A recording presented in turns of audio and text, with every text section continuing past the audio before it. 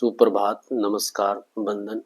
बच्चों, आज इकोनॉमिक्स का प्रीवियस ईयर क्वेश्चन 2017 लेकर आया हूं, जो आप सभी के लिए एनुअल एग्जामिनेशन 2025 में बहुत ही हेल्पफुल होने वाला है। तो चलिए बच्चों, हम लोग क्वेश्चन शुरू करते हैं अति लघु उत्तरीय प्रश्न से। और आपका पहला क्वेश्चन है, सीमांत उपयोगिता क्या है? सीमांत उपयोगिता में बच्चों बता दूं कि एक अतिरिक्त इकाइयों के उपभोग से प्राप्त उपयोगिता को सीमांत उपयोगिता कहा जाता है। अर्थात अगर मान लिया जाए कि कोई उपभोक्ता 5 रोटी खाता है और उससे जो है 20 यूटिलिटी प्राप्त होता है। जैसे ही 6 रोटी वो खा लेता है तो उसकी टोटल यूटिलिटी जो है 25 प्राप्त होता है। तो यहाँ पर जो है मार्जिनल यूटिलिटी कितना होगा, ये टोटल यूटिलिटी को बताता है। और ये क्या बता रहा है, आपका क्वांटिटी को बता रहा है या यूनिट को बता रहा है। 5 रोटी का 5 यूनिट खाने से उसको टोटल यूटिलिटी 20 प्राप्त हो रहा है। और जैसे ही एक अतिरिक्त यानी 5 से 6 यूनिट को यूज करने लगता है वो, तो उसको 25 प्राप्त होता है। तो इसको करना क्या होता है कि marginal utility is equal to total utility n minus total utility n minus 1, इसमें से इस फॉर्मूला में पुट करेंगे। तो यहाँ पर जो है अभी वर्तमान में हम लोग यहाँ n होगा, तो यहाँ जो है मार्जिनल यूटिलिटी 6 यूज कर रहे हैं। अब यहाँ हो जाएगा total utility 6 minus total utility 6 minus 1। अब यह 6 कितना रेफर कर रहा है 25 को, और यहाँ 6 माइनस 1 यानी 5 किसको रेफर कर रहा है तो 20 को। तो यहाँ क्या हो जाएगा आपका 25 में से 20 को घटा देंगे तो हो जाएगा आपका 5। ये 5 जो निकल रहा है ना, ये आपका क्या होगा, सीमांत उपयोगिता होगा, नहीं मार्जिनल यूटिलिटी होगा। ये फॉर्मूला भी आपको पूछ सकता है और न्यूमेरिकल भी पूछ सकता है। ठीक है, नेक्स्ट क्वेश्चन में चलते हैं। औसत लागत क्या है? तो यहाँ पर किसी वस्तु की प्रति इकाई लागत को औसत लागत कहा जाता है। कहने का मतलब है कि आप जो है 100 यूनिट बना रहे हैं और 100 यूनिट का लागत जो है आपका 1000 है। कितना है? 1000 है। अब मान लिया जाए कि हमको 1 यूनिट का पता लगाना है, तो उसमें क्या करेंगे, टोटल कॉस्ट को क्वांटिटी से भाग दे देंगे। तो टोटल कॉस्ट मेरा कितना है 1000, और आपका जो है यूनिट कितना है टोटल 100। तो यहाँ 20 कैंसिल कर दीजिए, बच कितना रहा 10। तो 10 आपका क्या होगा, एवरेज कॉस्ट होगा। क्या होगा? Average cost. इसी को बोला जाता है औसत लागत। क्या कहा जाता है? औसत लागत, यानी किसी वस्तु की प्रति इकाई लागत, यानी एक वस्तु की लागत को प्रति इकाई कहा जा रहा है। ठीक है, नेक्स्ट क्वेश्चन में चलते हैं बच्चों। थर्ड क्वेश्चन में देखिए, अवसर लागत की परिभाषा दे। तो अवसर लागत क्या है? तो अवसर लागत की जो धारणा है इस तथ्य पर आधारित है कि उत्पत्ति के साधन सीमित किंतु अनेक प्रयोग वाले हैं। ठीक है, अर्थशास्त्र का मौलिक सिद्धांत यह है कि आर्थिक साधन आवश्यकताओं की तुलना में सीमित होते हैं। किसी एक वस्तु के उत्पादन की अवसर लागत वस्तु की वे मात्राएं हैं जिनका हमें त्याग करना पड़ रहा है। इस प्रकार वह लागत जो किसी साधन को उसके वर्तमान कार्य में लगे रहने के लिए प्रेरित करती है अवसर लागत कहलाती है। क्या कर रहा है कि वह लागत जो किसी साधन को उसके वर्तमान कार्य में लगे रहने के लिए प्रेरित करती है अवसर लागत कहलाती है। अतः ये कह सकते हैं कि किसी साधन की अवसर लागत से अभिप्राय उसके दूसरे सर्वोत्तम वैकल्पिक मूल्य से है। तो चलिए मैं आपको ग्राफ से बताता हूँ। यहाँ पर आप देख सकते हैं बच्चों, ये जो है प्रोडक्शन पॉसिबिलिटी कर्व है, और प्रोडक्शन पॉसिबिलिटी कर्व के द्वारा जो है मार्जिनल अपॉर्चुनिटी कॉस्ट को हम लोग समझने की कोशिश करेंगे, यानी सीमांत उपयोगिता को हम लोग सीमांत अवसर लागत को समझने की कोशिश करेंगे। अब यहाँ पर क्या है कि ये गुड्स एक्स वस्तु को दिखा रहा है और यहाँ जो है वाई वस्तु को दिखा रहा है, और ये P1 जो है आपका प्रोडक्शन पॉसिबिलिटी कर्व है। अब प्रोडक्शन पॉसिबिलिटी कर्व में क्या होता है कि यानी उत्पादन संभावना वक्र में क्या होता है, दो वस्तुओं के संयोग को बताता है। और आप यहाँ ए बी सी किसी पर भी उत्पादन कर लीजिए, आपको समान संतुष्टि की प्राप्ति होता है, ये पीपीसी के हिसाब से। अब यहाँ पर देखिए यहाँ पर क्या है कि हम जो है पहले OY1 यानी OY जो है वस्तु उत्पादन कर रहे थे, उस वक्त जो है X वस्तु को हम OX कर रहे होते हैं। लेकिन अब क्या है कि वर्तमान परिस्थिति के हिसाब से हमको जो है X वस्तु को बढ़ाना है, X वस्तु के उत्पादन को बढ़ाना है। तो अगर हमको OX से OX1 की ओर जाना है तो कहीं ना कहीं जो है OY1 जो है OY जो है इसको त्याग दे रहे हैं, हम OY1 आ रहे हैं। कहीं ना कहीं जो है YY1 को हम लॉस कर रहे हैं, यानी माइनस कर रहे हैं, यानी त्यागना पड़ रहा है, इसको सेक्रीफाइस करना पड़ रहा है, तब जाकर के जो है X1 हमें प्राप्त हो रहा है। इसको MRS भी कह सकते हैं। किसी को पाने के लिए किसी को क्या करना पड़ता है, खोना पड़ता है। तो मान लीजिए कि इसको जो है हमको खोना पड़ रहा है, लॉस करना पड़ रहा है, ठीक है, इसको पाने के लिए। तो मार्जिनल अपॉर्चुनिटी कॉस्ट क्या दिखा रहा है, AB बटा BC। AB क्या है, तो लॉस ऑफ आउटपुट, इसको हमें खोना पड़ रहा है किसको पाने के लिए, तो BC को पाने के लिए। तो BC क्या है, गेन ऑफ आउटपुट, ठीक है। इसी को मार्जिनल अपॉर्चुनिटी कॉस्ट कहा जाता है, ठीक है। ये प्रश्न बच्चों आप सभी को हमेशा से पूछते आ रहा है, इसलिए इस पर विशेष ध्यान देना है कि सीमांत अवसर लागत क्या है। तो सीमांत अवसर लागत जो होता है, अवसर के मतलब है कि एक विकल्प से दूसरा विकल्प अगर हमें ज्यादा संतुष्टि दे रहा है तो इसको कहीं ना कहीं प्रोडक्शन को हम कम करेंगे, और इस अगर ये एक्स वस्तु का जो है हमें ज्यादा संतुष्टि दे रहा है या वर्तमान की परिस्थिति के हिसाब से हमें ज्यादा आवश्यकता है, तो कहीं ना कहीं हम वाई वस्तु का प्रोडक्शन को बंद करेंगे या कम करके हम एक्स वस्तु का प्रोडक्शन ज्यादा करेंगे। तो यही चीज बता रहा है मार्जिनल अपॉर्चुनिटी कॉस्ट जो है, ये बताता है कि जिस चीज को आप त्याग रहे हैं उसको ऊपर लिखना है। जैसे हम AB को सेक्रीफाइस कर रहे हैं या लॉस कर रहे हैं, फिर क्या कर रहे हैं, BC को हम प्राप्त कर रहे थे, BC को डिनोमिनेटर में लिखना है, ठीक है। यही है आपका मार्जिनल अपॉर्चुनिटी कॉस्ट। चलिए हम लोग इस शेड्यूल के द्वारा जो है उत्पादन संभावना वक्र की सारणी के द्वारा जो है हम मार्जिनल अपॉर्चुनिटी कॉस्ट को समझने की कोशिश करेंगे। यहाँ पर देखिए कितने विकल्प हैं, तो 6 विकल्प हैं, और एक्स वस्तु का जैसे पर यूनिट है दिखा रहा है, और ये वाई वस्तु की यूनिट को दिखाता है। अब यहाँ पर देखिए क्या है कि ए बिंदु, ए यहाँ पर जो है आपका ए होगा, ए, तो ए क्या है कि 0 है, एक्स वस्तु क्या है यहाँ पर 0 है, वाई वस्तु आपका जो है 15 दिखा रहा है, ठीक है ना। अब जैसे ही जो है एक यूनिट हम बढ़ा देते हैं एक्स वस्तु का, अब यहाँ पर देख सकते हैं कि हम एक यूनिट का कर देते हैं, बढ़ा देते हैं। यहाँ पहले तो 0 था, अब 1 कर दे रहे हैं, तो इस देखिए यहाँ पर कहीं ना कहीं जो है हम 14 में आ जा रहे हैं।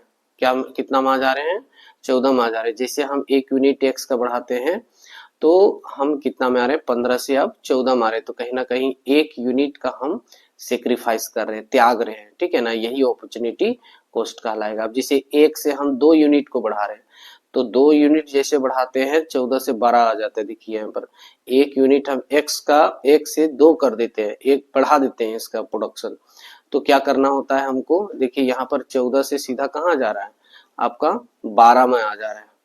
तो कहीं ना कहीं 14 से 12 आ गया, कितना त्याग रहे हैं, 2 त्याग रहे। तो यही आपका क्या कहलाएगा, ये जो है ना बीच का जो ये दिख रहा है ना, जो त्याग रहे हैं आप, यही चीज कहलाता है MOC, मार्जिनल अपॉर्चुनिटी कॉस्ट कहलाता है।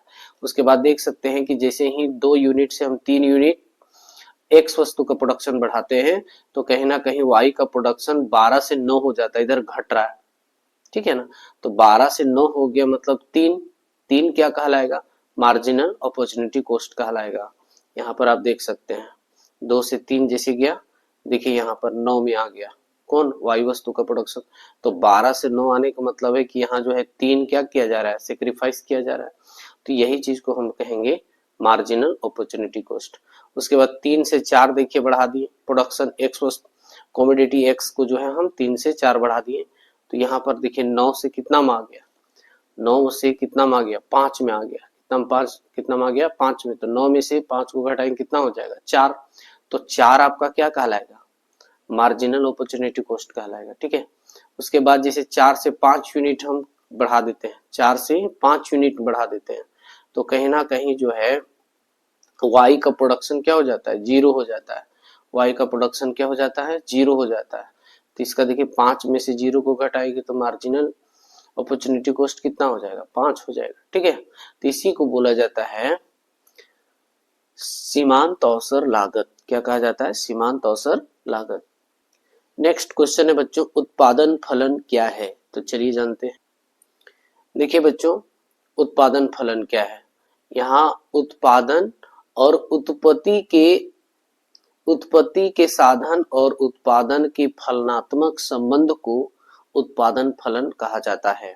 यहाँ होगा उत्पत्ति, इनपुट्स क्या होता है, जो साधन होते हैं, उत्पादन के क्या होते हैं, साधन होते हैं। तो उत्पत्ति के साधनों एवं उत्पादनों, आउटपुट को उत्पादन कहेंगे कि फलनात्मक संबंध या क्रियात्मक संबंध को उत्पादन फलन कहा जाता है। ठीक है, यहाँ पर आपका गलत दिया हुआ है, यहाँ पर होना चाहिए था उत्पत्ति के साधनों एवं उत्पादन के फलनात्मक संबंध को उत्पादन फलन कहा जाता है। जैसे मान लिया जाए कि आपको जो है एक पेन बनाना है। अब पेन बनाने के लिए हमें क्या करना होगा, मशीन लाना होगा, रॉ मटेरियल्स लाना होगा, इलेक्ट्रिक लाना होगा, और भी बहुत लेबर लाना होगा, कैपिटल लगाना होगा। तो ये मेरा क्या कहलाएगा, इनपुट कहलाएगा, और क्यूएक्स क्या कहलाएगा, आउटपुट कहलाएगा। तो यहाँ पर यानी आउटपुट मतलब उत्पादन, और ABCD क्या रिप्रेजेंट कर रहा है, तो उत्पत्ति के साधन। ये उत्पत्ति के साधन और उत्पादन के बीच क्रियात्मक संबंध या फलनात्मक संबंध को ही उत्पादन फलन कहा जाता है। अब यहाँ पर हम देख लेंगे उत्पादन फलन की मान्यताएं क्या है। बोलता है उत्पादन फलन निम्नलिखित मान्यताओं पर आधारित। उत्पादन फलन का संबंध किसी निश्चित समयावधि से होता है। जब भी कोई वस्तु उत्पादन करते हैं तो समय क्या होता है, निश्चित होता है। दूसरा, उत्पादन फलन के सभी उत्पादन अल्पकाल में परिवर्तन नहीं किए जा सकते हैं। कहने का मतलब है कि अल्पकाल में हम जो है, जिसे लागत भी तो दो प्रकार का होता है ना, total cost is equal to, एक होता है फिक्स्ड कॉस्ट, एक होता है वेरिएबल कॉस्ट। तो फिक्स्ड कॉस्ट कहने का मतलब है कि हम फर्म बनाए हैं या फ्लैट बनाए हैं या बिल्डिंग बनाए हैं या कारखाना बनाए हैं, उसको अल्पकाल में परिवर्तन नहीं किया जा सकता है। और ये होता है वेरिएबल कॉस्ट। वेरिएबल कॉस्ट का मतलब होता है रॉ मटेरियल। रॉ मटेरियल को जैसे ही हम मैन्युफैक्चरिंग करते हैं, फिर क्या करते हैं, उसको मार्केट में सेल करते हैं, फिर रॉ मटेरियल खरीदते हैं। तो ये जो है बार बार परिवर्तन अल्पकाल में किया जा सकता है। यही कह रहा है कि उत्पादन फलन के सभी उत्पादन अल्पकाल में परिवर्तन नहीं किए जा सकते हैं। अर्थात अल्पकाल में उत्पादन के कुछ साधन स्थिर तथा अन्य परिवर्तनशील होते हैं। तो कुछ स्थिर का मतलब है कि आपका जो है बिल्डिंग्स स्थिर होता है, मशीन स्थिर होता है, लेबर स्थिर होता है। ठीक है, और रॉ मटेरियल क्या होते हैं, ये परिवर्तन होता रहता है। नेक्स्ट थर्ड में कहता है दीर्घ काल में उत्पादन फलन के सभी उत्पादन परिवर्तनशील होते हैं। कहने का मतलब है कि दीर्घ काल में क्या होता है कि आप छोटा सा बिल्डिंग बना करके हैं, लेकिन लंबे समय के बाद जो है आप क्या करते हैं, उसको और भी विस्तार कर लेते हैं। आपका जो है इंडस्ट्री का जो आकार होता है वो बढ़ जाता है और उत्पादन भी बढ़ जाता है। चौथा पॉइंट कहता है कि अल्पकाल में तकनीकी स्तर में कोई परिवर्तन नहीं होता। कम समय में आप तकनीकी को परिवर्तन नहीं कर सकते, उसके लिए जो है लंबा संघर्ष करना पड़ता है। ये उत्पादन फलन की मान्यताएं। नेक्स्ट क्वेश्चन में चलते हैं बच्चों, स्थिर लागत की परिभाषा दे। चलिए जानते हैं। पहले तो आप ये जानिए कि स्थिर साधन क्या है, फिक्स्ड फैक्टर क्या है। ऐसे साधन जिनकी मात्रा को उत्पादन प्रक्रिया में परिवर्तित नहीं किया जा सकता है। यानी अल्पकाल में ना मशीन को आप परिवर्तन कर सकते हैं, ना बिल्डिंग्स को परिवर्तन कर सकते हैं। ठीक है ना, तो ऐसी स्थिति में जो है इसको जो है स्थिर साधन कहा जाता है। ठीक है ना, लेकिन स्थिर लागत किसको कहते हैं, देख लीजिए। स्थिर लागतें उस कुल खर्च का जोड़ है जो उत्पादक को उत्पादन के स्थिर साधनों की सेवाओं को खरीदने या भाड़े पर लेने के लिए जो है खर्च करनी पड़ती है। जैसे मशीन पर खर्च करना पड़ रहा है या बिल्डिंग पर बनाने में जो खर्च लग रहा है ना, तो इस या फिर कह सकते हैं लैंड को खरीदने में जो खर्च करना पड़ रहा है, तो इसको हम लोग स्थिर लागत कहेंगे। ठीक है, स्पष्ट कर रहे हैं, स्थिर लागत उस कुल खर्च का जोड़ है जो उत्पादक को उत्पादन की स्थिर साधन यानी फिक्स, उसको चेंज नहीं कर सकते। एक बार फ्लैट बना लिए, एक बार इंडस्ट्री बना लिए तो आप बार बार उसको नहीं बनाएंगे, तो उसको स्थिर साधन कहेंगे। और सेवाओं को खरीदने या भाड़े पर लेने के लिए जो खर्च करनी पड़ती है उसी को स्थिर लागत कहते हैं। चलिए बच्चों, अब हम लोग जो है शॉर्ट आंसर टाइप क्वेश्चन पढ़ने वाले हैं, लघु उत्तरीय प्रश्न पढ़ने वाले हैं। क्वेश्चन नंबर 6 में ये बोलता है एक अर्थव्यवस्था की किन्हीं 3 केंद्रीय समस्याओं को बताइए। अब यहाँ पर आप देख सकते हैं अर्थव्यवस्था की केंद्रीय समस्याएं, तो पढ़िए इसको। क्या है? अर्थव्यवस्था से अभिप्राय उस आर्थिक प्रणाली से है जिसके द्वारा समाज की समस्त आर्थिक क्रियाओं का संचालन किया जाता है। बोल रहा है कि हर एक देश में एक अर्थव्यवस्था होती है। दुनिया में 3 तरह की अर्थव्यवस्था है बच्चों, है ना। यहाँ पर दिखाया हुआ है कि पूंजीवादी ऐसे अर्थव्यवस्था को कहा जाता है जिसमें उत्पादन के सभी साधनों पर निजी स्वामित्व होता है, निजी व्यक्ति का जो है स्वामित्व होता है, उसको हम लोग पूंजीवादी कहते हैं। पूंजीवादी का जनक जो है एडम स्मिथ है। पूंजीवादी सबसे पहले दुनिया में जो है अमेरिका ने अपनाया था। चलिए दूसरा क्या है? समाजवाद। समाजवाद ऐसे अर्थव्यवस्था को कहा जाता है जिसमें उत्पादन के सभी साधनों पर सरकार का नियंत्रण होता है। इसका जनक कार्ल मार्क्स है और सबसे पहले जो है रूस ने अपनाया था। ठीक है। फिर क्या है? मिश्रित अर्थव्यवस्था। ऐसी अर्थव्यवस्था को कहा जाता है जिसमें निजी और सार्वजनिक दोनों का स्वामित्व होता है, दोनों मिलकर के अर्थव्यवस्था को संचालित करता है, तो उसको मिश्रित अर्थव्यवस्था कहा जाता है। सबसे पहले इसका जो जनक है वह है जॉन मेनार्ड कीन्स, ठीक है ना। और मिश्रित अर्थव्यवस्था जो है दुनिया में सबसे पहले फ्रांस ने अपनाया था। अब हम लोग बात करते हैं समस्या की। आर्थिक प्रणाली की विभिन्नता के अनुसार अर्थव्यवस्था के संचालन में भिन्न भिन्न होता है, किंतु साधनों की सीमितता। देखिए रॉबिन्स ने कहा है कि साधन जो है सीमित है और आवश्यकताएं क्या हैं? अनंत हैं। अब यहाँ कहता है कि किंतु साधनों की सीमितता एवं अनेक वैकल्पिक प्रयोगों तथा आवश्यकताओं की अनंतता के कारण ही साधनों एवं साध्यों के बीच उपयुक्त तालमेल बैठाने की समस्याएं प्रत्येक आर्थिक प्रणाली में विद्यमान रहती है। जैसे भारत जो है, भारतीय अर्थव्यवस्था में देखे होंगे कि बहुत संपत्ति है, दुनिया का 5वां जो है अर्थव्यवस्था कहलाता है, लेकिन आज भी यहाँ बेरोजगारी है। उसके मतलब है कि साधन और यहाँ की जनसंख्या के बीच तालमेल नहीं बैठा पा रहा है, जिसके कारण जो है यहाँ जो है केंद्रीय समस्याएं उत्पन्न हो रही है। ठीक है ना।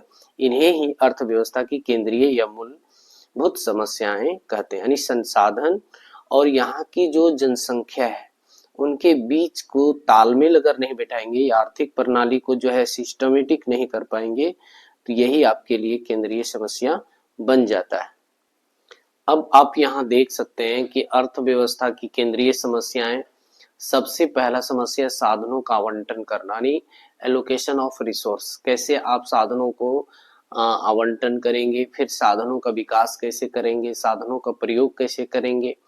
अब साधनों का प्रयोग का तात्पर्य है क्या उत्पादन किया जाए, कैसे उत्पादन किया जाए, किसके लिए उत्पादन किया जाए।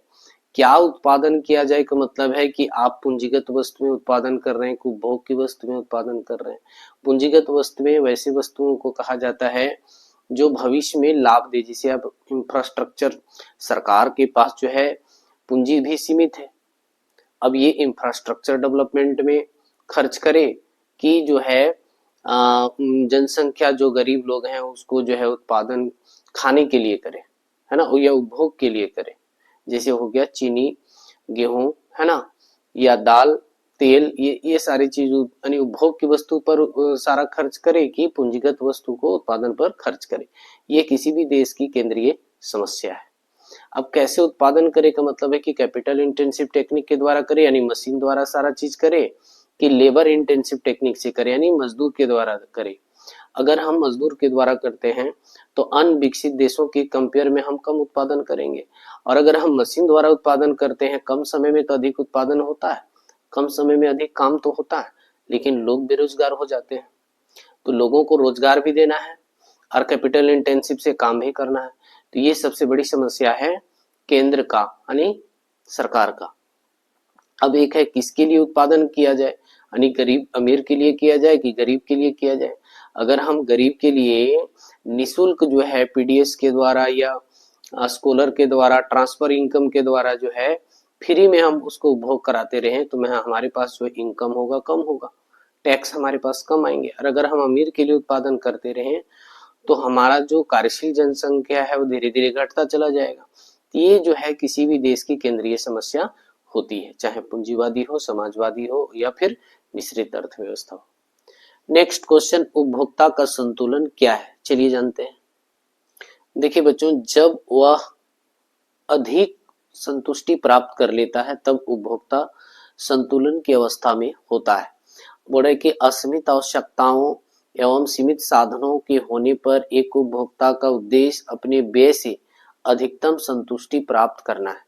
देखिए रॉबिन्स का जो थ्योरी है, सिद्धांत है, वो कहता है कि हमारे पास जो आवश्यकताएं हैं अनंत हैं और हमारे पास साधन जो है सीमित है। यानी कहने का मतलब परचेजिंग पावर जो है हमारा सीमित है ना। अब एक उपभोक्ता का उद्देश्य अपने व्यय यानी जो भी वो खर्च करना चाहता है उससे उसको अधिक संतुष्टि प्राप्त होना चाहिए। जब अगर अधिक संतुष्टि प्राप्त कर रहा है तो उसी अवस्था को बनाए रखना उपभोक्ता चाहता है, उसी को उपभोक्ता संतुलन की अवस्था कहा जाता है। देखिए कार्डिनल अप्रोच के तहत जो है मार्शल ने समझाने की कोशिश किया है उपयोगिता के द्वारा, ठीक है ना। अब यहाँ पर जो है उपयोगिता क्या है, तो उपयोगिता किसी वस्तु का वह खास गुण जो मानवीय आवश्यकता को संतुष्ट करता हो उसे हम उपयोगिता कहते हैं। अब यहाँ पर देख सकते हैं कि टोटल यूटिलिटी का ये कर्व है और उसके बाद ये मार्जिनल यूटिलिटी का कर्व है, ये एक्स एक्सिस है और ये जो है वाई एक्सिस है। या कह सकते हैं यहाँ पर जो है यहाँ पर यूनिट दिया हुआ है और यहाँ जो है मार्जिनल यूटिलिटी और टोटल यूटिलिटी को दिखाता है, ठीक है। अब जैसे जैसे यहाँ देखिए कि फर्स्ट यूनिट का जब कोई उपभोक्ता यूज करता है, एक रोटी खाता है तो उसको टोटल यूटिलिटी 40 के लमसम प्राप्त होता है। जैसे दूसरा यूटिलिटी यूनिट को यूज करता है, देख रहे होंगे टोटल यूटिलिटी क्या हो रहा है, बढ़ता चला जा रहा है। तीसरा इसका देखिए यहाँ पर आ गया, चौथा तो ये डी पोजीशन पर आ गया, पांचवा ई पोजीशन पर आ गया, छठा एफ पोजीशन पर आया, सातवां यूनिट जैसे यूज करता है तो जी पॉइंट पर आता है। धीरे धीरे जो है टोटल यूटिलिटी भी क्या होने लगता है, घटने लगता है। अब यहाँ पर देखेंगे मार्जिनल, पहला रोटी का मार्जिनल यूटिलिटी भी ए है, दूसरा रोटी के लिए ये है, तीसरा रोटी के लिए ये है ना, चौथा के लिए इस तरह। अब यहाँ पर जब देखेंगे कि एकदम मैक्सिमम पॉइंट पर कौन है, टोटल यूटिलिटी ई पॉइंट है और मार्जिनल यूटिलिटी जब एक्स एक्सिस को यहाँ पर प्रतिच्छेद करेगा या इंटरसेक्ट करेगा और इस ड्रॉ किया हुआ लाइन ये बताता है कि जब टोटल यूटिलिटी मैक्सिमम पॉइंट पर हो और मार्जिनल यूटिलिटी शून्य पर हो तब कोई उपभोक्ता जो है संतुलन की अवस्था में होता है, ठीक है। अब इसकी तीन अवस्थाएं, अब इसकी तीन अवस्थाएं क्या है कि जब टोटल यूटिलिटी बढ़ता है तो मार्जिनल यूटिलिटी भी घटते दर पर बढ़ता है। जब टोटल यूटिलिटी अधिकतम होता है तो मार्जिनल यूटिलिटी शून्य की अवस्था में होता है। तीसरा जब टोटल यूटिलिटी घटता हुआ बढ़ता है तो मार्जिनल यूटिलिटी जो है वो माइनस में या ऋणात्मक में चला जाता है। ये तीन अवस्थाएं। तो किस अवस्था में उपभोक्ता संतुलन की अवस्था में होती है, तो दूसरा पोजीशन टोटल यूटिलिटी मैक्सिमम होगा और मार्जिनल यूटिलिटी जो है शून्य में होगा, तब उपभोक्ता संतुलन की अवस्था में रहेगा, ठीक है। अब हम लोग जो है नेक्स्ट क्वेश्चन 8 में चलते हैं। बोल रहा है कि प्रतिस्थापक एवं पूरक वस्तुओं में अंतर करें। ये क्वेश्चन कब पूछा हुआ है, 2020 में भी पूछा हुआ है और 2017 में भी क्वेश्चन पूछा हुआ है, ठीक है। ये क्वेश्चन बहुत इंपॉर्टेंट है, वस्तु से रिलेटेड आपको क्वेश्चन पूछेगा। अब प्रतिस्थापक वस्तु है, प्रतिस्थापक वस्तु वे संबंधित वस्तुएं जो एक दूसरे के बदले एक ही उद्देश्य के लिए प्रयोग किया जा सके, ठीक है, या क्या प्रयोग की जा सकती है। जैसे मान लिया जाए हम लोग चाय और कॉफी की बात करते हैं, अगर मान लिया जाए हम लोग बोलते हैं ठंडा लोगे कि गर्म, देखिए ठंडा है और ये है गर्म। लेकिन अगर मान लिया जाए आपके पास गर्म के लिए भी ऑप्शन है, विकल्प है, अगर आप पूछते हैं कि चाय की कॉफी, ठीक है ना, दोनों क्या है, पेय पदार्थ है और दोनों गर्म गर्म है, तो इसको हम क्या बोलेंगे, प्रतिस्थापक बोलेंगे। जैसे हम लोग बोलते हैं कोका यानी पेप्सी दीजिए, पेप्सी नहीं है तो बोलते हैं और कुछ है क्या, तो नहीं कोका कोला है, तो क्या करता है कि पेप्सी की जगह पर हमको कोका कोला दे देता है। तो कहीं ना कहीं ये क्या है, मेरा सब्स्टिट्यूशन गुड्स कहलाता है। क्या कहलाता है? प्रतिस्थापक वस्तुएं। अब यहाँ बोलता है कि प्रतिस्थापक वस्तु में से एक वस्तु का मांग दूसरी वस्तु की कीमत में धनात्मक संबंध होता है। दूसरा क्या है? पूरक वस्तु। पूरक वस्तुएं वे वस्तुएं हैं जो किसी आवश्यकता को संयुक्त रूप से संतुष्ट करती है, जैसे पेन और स्याही। अगर पेन में स्याही खत्म हो जाता है तो हम लोग पेन को ही फेंक देते हैं। तो यह कारण है कि पेन और स्याही जो है एक दूसरे का कपलमेंट्री गुड्स है, यानी एक दूसरे का सहयोगी है, एक दूसरे का पूरक है। अब पेट्रोल और गाड़ी में पेट्रोल अगर खत्म हो जाता है तो हम लोग क्या करते हैं? गाड़ी को रोक देते हैं, गाड़ी स्वतः रुक जाती है। तो जब तक पेट्रोल रहती है गाड़ी चलती रहती है। तो ये क्या है? आपका एक दूसरे का पूरक है। ठीक है। इसमें एक वस्तु की मांग तथा दूसरी वस्तु की कीमत में ऋणात्मक संबंध होता है। नेक्स्ट क्वेश्चन में हम लोग चलेंगे, पैमाने के बढ़ते हुए प्रतिफल तथा पैमाने के समान प्रतिफल का अर्थ बताइए। तो देखते हैं बच्चों, पैमाने के 3 प्रतिफल दीर्घ काल से संबंधित है। किससे संबंधित है? ये कभी कभी ऑब्जेक्टिव में पूछ देता है कि पैमाने का जो प्रतिफल है किस काल से संबंधित है, तो दीर्घ काल से। अच्छा, इसको मैं समझाना चाहूंगा कि उत्पादन के जो हैं 2 साधन होते हैं। देखिए, total cost is equal to होता है फिक्स्ड कॉस्ट प्लस होता है एक वेरिएबल कॉस्ट। ठीक है। एक फिक्स्ड कॉस्ट जो होता है स्थिर लागत होता है, स्थिर साधन होता है, और ये जो होता है परिवर्तनशील साधन के लिए जो है ये लागत होती है। ठीक है। 2 तरह का। तो स्थिर जैसे अल्पकाल में क्या होता है? अल्पकाल में सिर्फ ये परिवर्तनशील होता है। पैमाना जो है, उत्पादन के जो पैमाने होते हैं, सिर्फ परिवर्तनशील लागत जो है वो परिवर्तन होता है। जैसे कह सकते हैं रॉ मटेरियल या बिजली का बिल, ये इत्यादि जो है परिवर्तन होता रहता है। ठीक है ना। और क्या है कि ये जो आपका इंडस्ट्री है या फर्म है या फिर आपका जो बिल्डिंग है वो स्थिर रहता है। अल्पकाल में आप बिल्डिंग तुरंत नहीं बना सकते हैं, लेकिन उत्पादन पर परिवर्तन कर सकते हैं। तो ये अल्पकाल हो गया। लेकिन दीर्घकाल में क्या होता है कि फिक्स्ड कॉस्ट भी, यानी स्थिर साधन भी और परिवर्तनशील साधन भी, दोनों को परिवर्तन किया जाता है। और इनके जो है पैमाने के 3 प्रतिफल, यानी दीर्घकाल में जो है 3 स्थिति देखने को मिलता है। पहला है पैमाने के बढ़ते प्रतिफल, दूसरा है पैमाने का स्थिर प्रतिफल, और तीसरा है पैमाने के घटते प्रतिफल। चलिए बच्चों, पैमाने के बढ़ते प्रतिफल को हम लोग समझते हैं। ये जो आप इस कर्व को देखिए, यहाँ OX जो है ये फैक्टर को दिखाता है, उत्पत्ति के साधन को दिखाता है। ठीक है ना। फैक्टर रेशियो रिमाइंस जो है कांस्टेंट। अब इधर जो है आपको बोल रहा है इंक्रीज इन आउटपुट।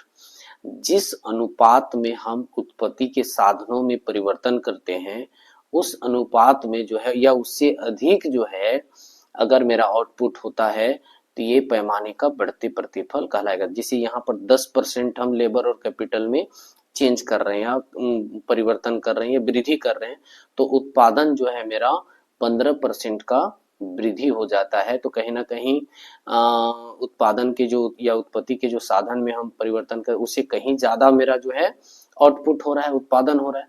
तो ये इसी को हम लोग बोलते हैं पैमाने के बढ़ते प्रतिफल। यहाँ पर देखते हैं जब किसी उत्पत्ति के साधनों को एक निश्चित अनुपात में बढ़ाया जाता है, तो यहाँ 10% में बढ़ाया जा रहा है, तब पैमाने के बढ़ते प्रतिफल के अंतर्गत उत्पादन उसी निश्चित अनुपात से अधिक, यानी 10 का 10 होता तो समान हो जाता, लेकिन उससे कहीं अधिक है, अधिक अनुपात में बढ़ जाता है। इस प्रकार यदि उत्पत्ति के साधनों को 10% बढ़ाया जाता है तो उत्पादन में 10 से अधिक वृद्धि होती है, तो पैमाने के बढ़ते प्रतिफल उत्पादन में वृद्धि या श्रम विभाजन या विशिष्टीकरण के कारण उत्पन्न होता है। ठीक है। अब हम लोग देखेंगे पैमाने की स्थिर प्रतिफल। अब इस कर्व में देखिए 45 डिग्री पर जो है एग्रीगेट सप्लाई होता है, ये भी ध्यान देना है। कितना डिग्री पर होता है? 45 डिग्री पर। अब यहाँ पर जो है OX जो आपको दिखा रहा है वो फैक्टर को दिखाता है, उत्पत्ति के साधन पर आप कितना % खर्च कर रहे हैं या परिवर्तन कर रहे हैं, इसको दिखाता है। और आपका उत्पादन पर क्या प्रभाव पड़ रहा है या प्रतिफल क्या हो रहा है उसको दिखाता है।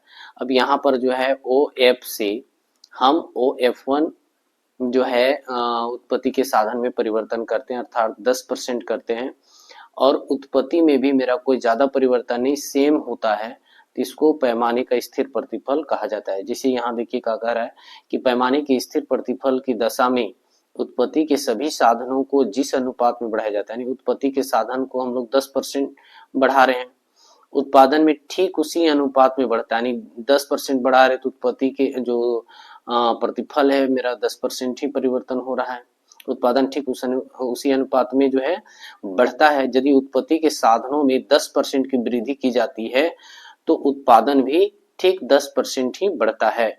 और इसी प्रकार जिस अनुपात में उत्पत्ति के साधनों में कमी की जाती है, ठीक उसी अनुपात में उत्पादन में भी कमी हो जाती है, तो इसको हम पैमाने के स्थिर प्रतिफल कहेंगे। बच्चों, पैमाने के स्थिर प्रतिफल को ही पैमाने के समान प्रतिफल भी कहा जाता है। जैसा कि आपका क्वेश्चन में कहा था पैमाने का समान प्रतिफल, तो इसी को समान कहने का मतलब जितना हम उत्पत्ति के साधन में जो है परिवर्तन कर रहे हैं उसी अनुपात में जो है मेरा प्रतिफल हो रहा है, तो इसीलिए पैमाने का समान प्रतिफल भी कहा जाता है। अब लास्ट है पैमाने के घटते प्रतिफल। तो यहाँ बोल रहा है कि इसके अनुसार उत्पत्ति के साधनों को जिस अनुपात में बढ़ाया जाता है उससे कम अनुपात में वृद्धि होती है, तो इसको हम लोग बोलेंगे पैमाने का घटते प्रतिफल। जैसे यहाँ पर हम लोग देख सकते हैं कि उत्पत्ति के साधन में हम 15% परिवर्तन कर रहे हैं और मेरा जो है प्रतिफल कितना हो रहा है 10% हो रहा है, तो हम जितना कैपिटल और लेबर में जो हम कॉस्ट लगा रहे हैं उससे कम मेरा प्रोडक्शन हो रहा है, तो यही कारण है कि इसको हम लोग बोलेंगे पैमाने के घटते प्रतिफल। बच्चों, अब हम लोग नेक्स्ट क्वेश्चन 10 में चलते हैं। बोला कि संतुलन मूल्य का अर्थ बताइए। तो बोलता है कि संतुलन कीमत वह कीमत है जिस पर बाजार की मांग तथा बाजार की पूर्ति की शक्तियां एक दूसरे को बराबर होती है। जैसे यहाँ पर आप देख सकते हैं, यहाँ पर क्या है कि डिमांड कर्व ऊपर से नीचे होता है, ऊपर बाएं से नीचे दाएं की ओर झुका हुआ रहता है। ये कीमत और क्वांटिटी में क्या होता है ऋणात्मक संबंध होता है। और ये देखिए सप्लाई कर्व है, नीचे से नीचे बाएं से ऊपर दाएं की ओर बढ़ता हुआ दिखाता है। जहां पर ये इंटरसेक्ट होगा वही पॉइंट पर जो है इक्विलिब्रियम होता है, यानी कह सकते हैं कि संतुलन की अवस्था में या संतुलन मूल्य की अवस्था में होता है। ठीक है, अब बोला कि यह एक स्थिर कीमत है जो बाजार में तब तक रहने की प्रवृत्ति रखती है जब तक बाजारी शक्तियां परिवर्तित नहीं होती है। यानी कह सकते हैं कि मार्केट में जब सप्लाई कम होता है तभी तो आपका जो है प्राइस बढ़ेगा। यानी आप लॉ ऑफ डिमांड भी पढ़े होंगे कि lower price is the higher demand and higher price is the lower demand. तो बोला कि बाजारी शक्तियां परिवर्तित नहीं होती है जब तक, बोला कि बाजार में तब तक रहने की प्रवृत्ति रखती है जब तक बाजारी शक्तियां परिवर्तित नहीं होती है। इसे बाजार में कीमत भी बाजार कीमत भी कहते हैं, है ना। इस कीमत पर खरीदी तथा बेची जाने वाली जो है मात्रा संतुलित मात्रा कहलाती है। इस कीमत पर कोई अतिरिक्त मांग या अतिरिक्त पूर्ति नहीं होती है। इसी चित्र द्वारा भी हम जैसे बताएं कि जो डिमांड कर्व और सप्लाई कर्व जहां आपस में इंटरसेक्ट करता है उस पॉइंट पर जो है उपभोक्ता या कहिए कीमत का निर्धारण होता है। किस चीज का निर्धारण होता है, तो कीमत का। अब ये एक और क्वेश्चन बन सकता है कि कीमत का निर्धारण कौन करता है, तो कीमत का निर्धारण बच्चों उद्योग करता है। कौन करता है, उद्योग करता है, इंडस्ट्री करता है। कीमत का स्वीकार कौन करता है, तो फर्म करता है। ठीक है ना। अब फर्म और उद्योग में क्या अंतर है, जैसे मान लिया जाए एक बड़ा दुकान है, क्या है, बड़ा दुकान है। अब दुकान में बहुत सारा रेक देखे होंगे लगा हुआ रहता है, इस टाइप का रेक रहता है और इस रेक में जो है बहुत तरह तरह का सामान रहता है, अलग अलग यूनिट्स रहता है। तो ये सारे जो है आपका बॉक्स जब मिल जाएगा तो एक दुकान कहलाएगा। अर्थात क्या है कि बहुत सारे फर्म जब आपस में मिलेंगे तभी क्या कहलाएगा, वो उद्योग कहलाएगा। ठीक है, तो उद्योग बड़ा होता है, यानी पूरा दुकान को उद्योग मान लीजिए और ये जो बॉक्स है इसको फर्म मान लीजिए। ठीक है, तो फर्म एक छोटा यूनिट है और सभी फर्मों को मिलने के बाद जो है उद्योग बनता है। तो कीमत का निर्धारण कौन करता है, उद्योग करता है, और कीमत का स्वीकारक कौन होता है, तो फर्म होता है। नेक्स्ट क्वेश्चन में उपभोक्ता के संतुलन का सामान्य सिद्धांत बताइए। तो क्वेश्चन नंबर अभी हम लोग 7 में पढ़ के आ रहे हैं, उपभोक्ता संतुलन। देखिए क्वेश्चन नंबर 7 में हम लोग पढ़ चुके हैं उपभोक्ता का संतुलन। नेक्स्ट क्वेश्चन यहाँ पर है 12 में कि मांग की लोच इकाई, इकाई से अधिक, इकाई से कम, अनंत के बराबर दिखाने के लिए रेखा चित्र खींचे। बच्चों मांग की लोच के लिए मैं पार्टिकुलर एक वीडियो बना रखा है, उसको आप देख सकते हैं। फिलहाल मैं क्या बताने वाला हूं कि मांग की लोच जो है 5 श्रेणियां होती हैं। कितने श्रेणियां होती हैं? 5 श्रेणियां। तो चलिए देखते हैं। चलिए बच्चों पहले तो हम लोग मांग की लोच की विधियां जान ले कि मांग की लोच की जो है 3 विधियां हैं, प्रतिशत या अनुपातिक विधि, दूसरा है ज्यामिति या बिंदु विधि, या कुल व्यय विधि। लेकिन क्वेश्चन जो बोल रहा है ना, क्वेश्चन बोल रहा है कि मांग की लोच की श्रेणियां के जो है रेखा चित्र के द्वारा जो है आपको प्रदर्शित करना है। तो ज्यामिति विधि द्वारा जो है आपको पता चल जाएगा। कौन विधि द्वारा? ज्यामिति विधि द्वारा। देखिए बच्चों ज्यामिति विधि यानी मांग की लोच जो है ज्यामिति विधि का प्रतिपादक जो है प्रोफेसर अल्फ्रेड मार्शल द्वारा दिया गया है। तो मांग की लोच के समझने के लिए पहले एक बजट लाइन हम बनाते हैं। ये वह आपका जो है बजट रेखा है या इनकम रेखा है, ठीक है ना, इनकम लाइन है। अब इनकम लाइन का जो मिडिल पॉइंट यानी पी जो है मिड पॉइंट है। अब मिड पॉइंट से ऊपर इसको अपर सेगमेंट बोलेंगे और मिड पॉइंट से नीचे वाले को लोअर सेगमेंट कहेंगे। तो यहाँ फॉर्मूला को समझिए कि elasticity of demand is equal to क्या होता है, लोअर सेगमेंट फ्रॉम आर, यानी ये आर से नीचे वाला को लोअर सेगमेंट कहा जा रहा है। ये जो आर बोल रहा है ना फ्रॉम आर, आर से नीचे वाले को लोअर सेगमेंट कहा जा रहा है। फिर अपर सेगमेंट फ्रॉम आर यानी आर से ऊपर वाले को अपर सेगमेंट कहा जा रहा है। और जहां पर इंडिफरेंस कर्व यानी उदासीनता रेखा आय रेखा को या कीमत रेखा को जिस बिंदु पर स्पर्श करे, टेजेंट करे, उस बिंदु पर क्या होता है, मांग की लोच निर्धारित होती है या उपभोक्ता संतुलन की अवस्था में होता है। देखिए यहाँ पर क्या है, निचला भाग पहले क्या है, इलास्टिसिटी ऑफ डिमांड अगर आपको निकालना पड़ता है तो पहले निचला भाग को लिखना पड़ता है, यानी लोअर सेगमेंट को लिखना पड़ता है। उसके बाद जो है डिनोमिनेटर में जो है ऊपर का भाग लिखना होता है, यानी आपको ए आर लिखना होता है या आर ए लिखना होता है, ठीक है। चलिए बच्चों यहाँ पर नोट बता रहा है कि एक ही मांग वक्र को अलग अलग बिंदुओं पर जो है मांग की लोच को अलग अलग होती है। जैसे यहाँ पर जो है एक ही मांग वक्र का अलग अलग बिंदु, जैसे यहाँ पर हम दिखा रहे अभी एक बिंदु को दिखा रहे हैं ना, तो लेकिन यहाँ पर देखिए यहाँ पर एक बजट रेखा है कि एक ही जो है मांग रेखा है कहिए, या फिर कहिए इसको जो है बजट लाइन कहिए या फिर इनकम लाइन कहिए, इसका अलग अलग बिंदु पर जो है अलग अलग जो है मांग की लोच को दिखाते हैं। देखिए 1 2 3 4 5, तो मांग की लोच की श्रेणियां कितने होते हैं, 5। मिड पॉइंट पर क्या होता है, एडी इज इक्वल टू 1। चलिए इसको समझते हैं। बोले कि आर बिंदु पर मांग की लोच हम निकालना चाहते हैं, किस बिंदु पर, आर बिंदु पर। तो आर बिंदु पर अगर निकालना चाह रहे थे, यहाँ लिखना होगा lower segment from R, R से लोअर सेगमेंट का होगा आर बी होगा, देखिए आर बी लिखा हुआ है। फिर अपर सेगमेंट फ्रॉम आर, तो आर से ऊपर वाला आर ए हो जाएगा। अब यहाँ देखिए कि मिड पॉइंट में है, उसका मतलब आर बी और आर ए आपस में क्या होगा, बराबर होगा। देखिए बराबर लिख दिए यहाँ पर, आर ए और आर बी आपस में बराबर है, तो आर बी कट जाएगा तो 1 हो जाएगा। उसके मतलब एडी कितना दिखा रहा है, 1 दिखा रहा है। मिड पॉइंट पर हमेशा जो है यानी कह सकते हैं कि बजट रेखा का मिड पॉइंट पर जो है हमेशा जो है इलास्टिसिटी ऑफ डिमांड क्या होता है, 1 होता है, यानी इकाई के बराबर होता है। इसको बोलते हैं यूनिटरी इलास्टिक डिमांड, ठीक है। अब अगर हम लोग पॉइंट पी पर निकालना चाहें, पी बिंदु पर मांग की लोच अगर हम निकालना चाहते हैं, तो यहाँ होगा लोअर सेगमेंट बटा अपर सेगमेंट। तो पी का लोअर सेगमेंट क्या हो जाएगा, पी बी होगा, तो देखिए यहाँ पी बी लिखा हुआ है। फिर यहाँ लिखा हुआ अपर सेगमेंट फ्रॉम पी, तो पी से ऊपर वाला हो जाएगा पी ए हो जाएगा।